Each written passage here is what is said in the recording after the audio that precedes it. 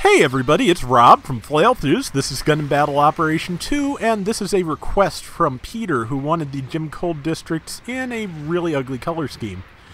I think I've pulled that off here. I'm not sure why I went with something just extremely 80s, it just happened, just like, oh, these colors work/don't work together really well, let's do it.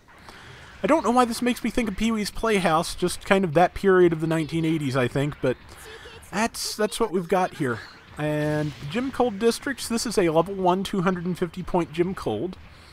I was going to show off, they have introduced a level 4. I have it. I don't have the level 4 gun for it yet. And also, I was taking some horrible beatings in 400 point rooms today. So, 250 sounded like, honestly, 250 at this point sounded like a vacation from trying to get some of the tougher requests I'm working on. So, yeah, I had a low-cost request, and I took it, and thank you very much, Peter, because this is relaxing. I feel like it's good to go back to low-cost every once in a while, just because this is where the basics come in. This is where all the basic mechanics, of course, are introduced and honed at these levels. How to use maneuver armor, there are good things to learn that here. How to work with machine guns, how to work with bazookas, all sorts of, very fundamental things work here. And you're going to see less of some of the really, complicating things like air dashing, stealth, double dodge roll, things like that. You're not going to see those at this cost.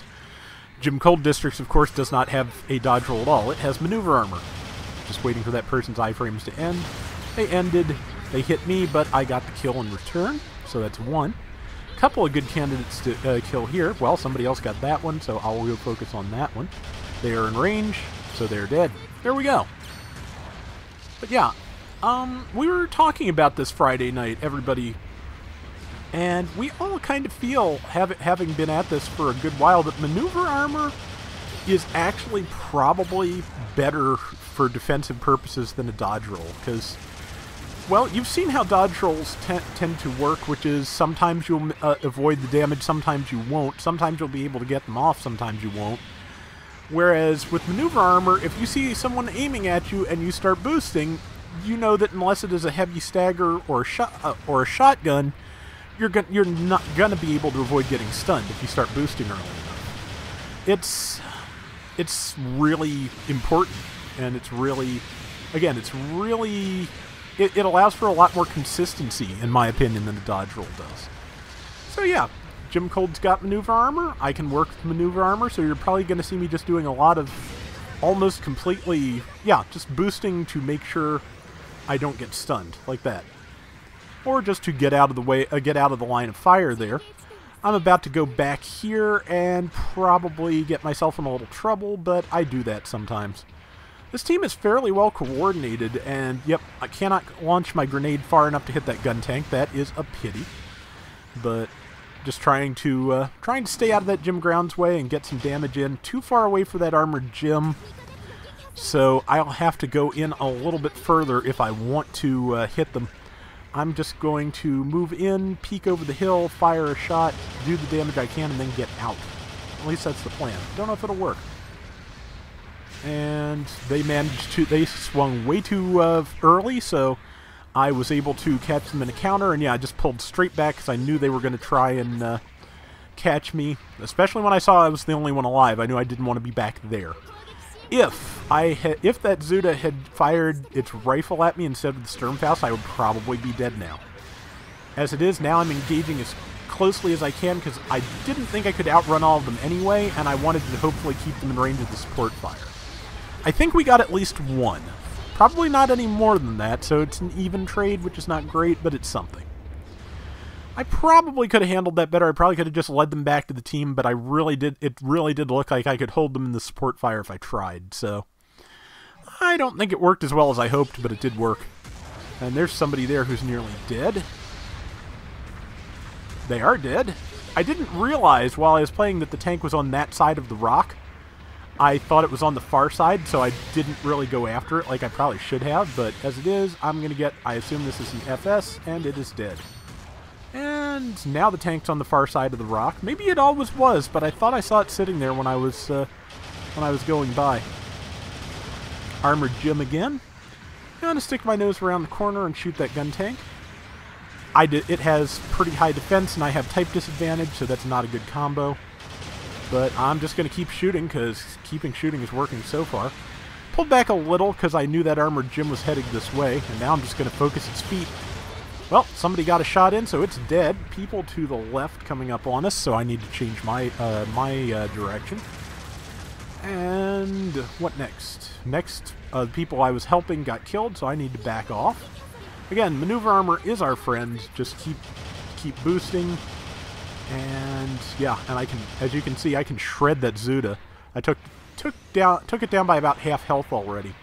As long as I hit before it does, we're good. And again, Vulcans work really well on the Zuda, at least. They wouldn't be super high damage on anything else, but the Zuda, pretty great. See, support fire's coming in. I can't really push them back into it on my own, but it looks like it should connect. Again, I think it got at least one of them, probably damaged others. Yeah, that Zuda's dead. Yep, somebody got a stun shot. I got the kill shot just by randomness. And a minute and 40 left. And we are doing pretty well, 6,100 to 5,000. Not a super great lead, like 3-4 kills with taking assists into consideration. But we are winning, and again, like I said, that's been kind of hard to come by lately, so I will take it. And again, getting more damage in, that's that FS again, I believe. Didn't quite have enough to stun it, but did a lot of damage. Let's see, fired my grenade, did not do anything. Just using Vulcans, because Vulcans are what I've got, but that gave enough time for the machine gun to get reloaded, so now we can move on with that. And 50-some seconds left. Yeah, I'm not pushing too hard, because right now the primary interest is not pushing, the primary interest is maintaining our lead, and that means trying to, not going in too deep, but trying to protect the people who are getting out in front. And hopefully stunning the allies, and yeah, no moving back. That's our Zaku cannon. That is not a great thing to be fighting there, but it's dead. So now, yeah, now I pretty much have a responsibility to not engage too strongly. Other people are moving in, which is good, but yeah, I need to not get myself killed, because I'm only worth 250 points, but they're basically 2 kills away from beating us. So that being the case, I need to not be one of those 2 kills, and I need to pile on damage where I can, as I just did. Tag the FS, that person is nearly dead, Vulcaning as quickly as I can. Managed to actually stun them with Vulcan because of the stun damage someone else stacked. 3 seconds left, I did not have time to do anything significant, but I also didn't have time to get myself killed, so that's a win. And yeah, that is the Jim Cold Districts in some extremely ugly 80s colors. And I'd say it went pretty well. Let's see how well exactly. 2,500 out of 7,400 points, 64,000 damage. That's pretty good in a 250 room, I would say. And let's see. We've got 8 kills and 2 deaths. Yeah, I'd say that's fairly solid. So that is going to do it for today's Gundam Battle Operation 2. We will be back soon with more. So till next time, everybody take care and have fun. Later! So, some more information was released about this new hangar enhancement system that just happened. And I'm not sure how I feel about it. Because, okay, so the way you get these kits at the moment is there is a set of special missions to give you about, I think, probably about 450 of each. And it takes about 150 of them to enhance a single mobile suit, at least 150, and I think based on level and things like that, it can go up, and boy is it expensive in terms of DP as well.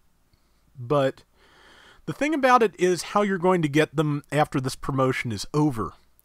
And how that works is starting July, so starting, I think today, in fact, there is going to now be a Platinum medal, which gives premium login bonuses. They're going to change once every 10 to 11 days, and it's going to give you a mobile suit, some tokens, and these upgrade kits. And since it changes every 11 days, and if I've gotten the details of this wrong, somebody in the comments please correct me, because I don't want to be spreading misinformation at all. But yeah, because it changes every 10 days, that means if you want the mobile suit they're giving away at the beginning of the month, which in this case is the GP04, you're going to need to get to the Platinum Award level as quickly as possible, and the best way to do that is going to be to buy tokens. So, beyond which, the fact that you have to get the Platinum level to get the upgrade kits in the first place, if you miss this promotional thing, just kind of means that people who shovel a lot of money into the game are going to get first access to some of these very significant upgrades. The Goof Custom has a skill which negates some of its disadvantage against generals. That's going to be really significant, I think, in playing Goof Customs, and you're probably going to end up feeling a difference versus a paid player's Goof Custom and an unpaid player's Goof Custom somewhere down the line. I like the look of the upgrades. They're really interesting. I just hope that they do make other ways for us to get these upgrade kits besides the premium login bonuses, because that's really... This game has been so good about not making just a tremendous gulf between paid players and free players. I would really hate to see them spoil that at this point, because it's one of my favorite things about the game, the fact that they do try to make everything available to everybody. It has one of the least painful gacha systems I've seen. Has a lot of things going for it, and just this really doesn't quite go with the spirit of that, at least the way it looks like it works now. So we'll have to see how that works in the long run, but I'm just wondering how it's going to work out. Hopefully better than I think.